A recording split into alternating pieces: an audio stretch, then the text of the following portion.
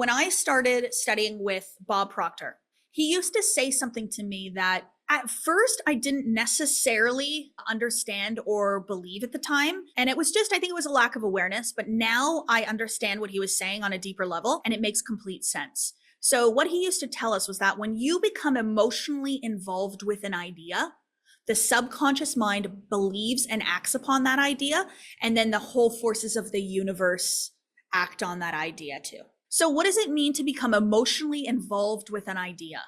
Some of us will say, I don't want to get my hopes up. What you're saying is, I don't want to get emotionally involved. Because if I get emotionally involved, I could get hurt. My ego could get bruised.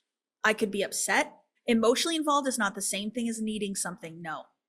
So to need something comes from the lack of it, not having it. So let's think of it like the dating world. I need to find my soulmate. Where are they? I feel alone. I feel bored. My life isn't complete. I am not whole. I need to find love in my life. What is that state? That's in the need state, the lack state, right? So what idea are you emotionally involved in? I can't find my soulmate. I'm alone. I'm not whole. Something is missing. That's the idea you're emotionally involved in. So instead, let's get emotionally involved with the idea of loving ourselves, of our wholeness. My word for this year, 2024, is wholeness. I want to feel absolute wholeness within myself. To fall in love with myself, to fall in love with my life, to fall in love with the experience that I have in life today, right now, has removed any lack and limitation from my life. I'm a single woman now at 42 years old. I have 2 beautiful daughters, but I'm no longer in a relationship, a long-term committed relationship in my life. And I had that for 17 years. So let me tell you, it's different. It's a different experience. But for me, it's about falling in love with my life the way it is today. Nothing is missing. Nothing is wrong. Nothing needs to change. So I fell in love with that idea and I fell in love with me. But I've also fallen in love with the idea of what's to come and what I would love, right? So I go onto the creative plane and I ask myself, what is the experience of love and romance that I would like to have in my life? And now I've fallen in love with the idea of what's next for me in that experience. So it's not coming from needing it. It's the I want you, but I don't need you energy. We want to be the same way with money. It's a preference, not a requirement. So to truly be emotionally involved with something means what? I cannot wait for all the money that's flowing to me. I am in joyful expectation of all the abundance that is all around, that is on its way to my bank account, things like that. Those are the types of things that the energy that we want to be in. It's like you book your trip to go on your vacation, and then you start planning to go on the trip. Buy the luggage, buy the dresses, book the plane tickets, plan which restaurants you're going to go to. You're emotionally involved with the idea of your trip. So I want you to be emotionally involved with the idea of having more money in your life. I want you to fall in love with the idea of a more abundant and prosperous life, a more luxurious life. And you can be highly, highly spiritual and be very, very wealthy. And to me, that is a higher level of spiritual awareness. When you are a spiritual master, you can also master the wealth world because it all comes from the divine. It all comes from the divine. So I said, hey, I can be very spiritual and love Prada. It's not a bad thing, but I had to let go of it. So any beliefs that it's bad, it's wrong, it's not good, we shouldn't have it, you're not spiritual, if you have money, let it go. I want to experience the best possible human experience that I can have here during this iteration. In September of 2019, I made a decision to invest in myself for the first time from a true place of belief in myself. I went to university when I was 19 years old. I took out loans for $30,000 to get a university degree with an undefined major. Why did I do that? Because that's just what you do. I had no idea what I was going to take. I had no idea what job I was going to have, what career I was going for. So I just went and took out a loan for $30,000 for a bachelor's degree in arts, undefined major. Spent 4 years getting a degree to come home and to go, okay, now what? Get a job at a bank, making $37,000 a year. So I took out a $30,000 loan to go to school for 4 years to make $37,000 a year. Interesting.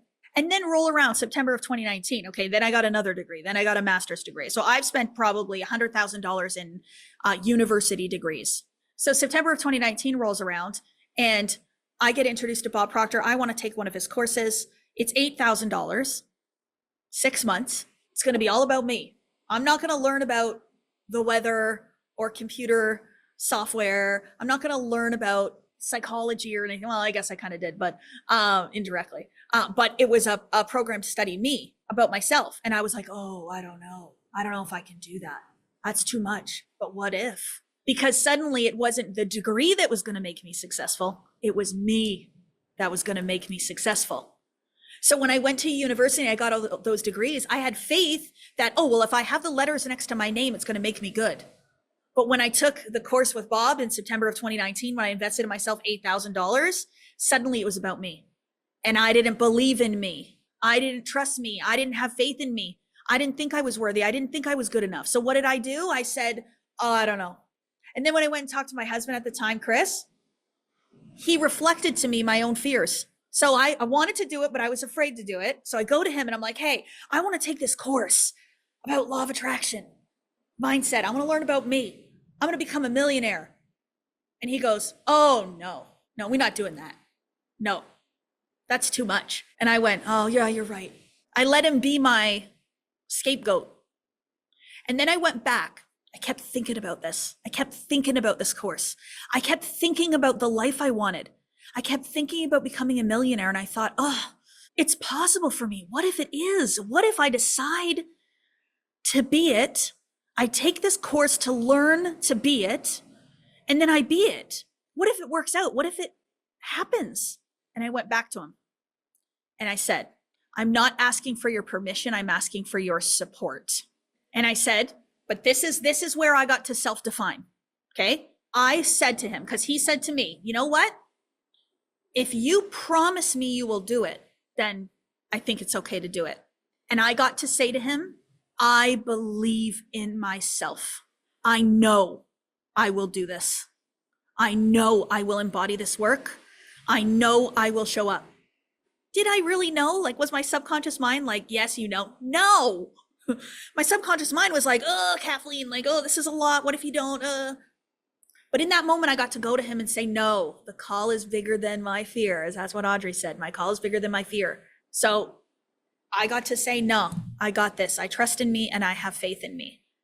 And that moment was a moment of self-definition because I got to say out loud to someone, right? Out loud to someone that, yes, I can do this and I will do this.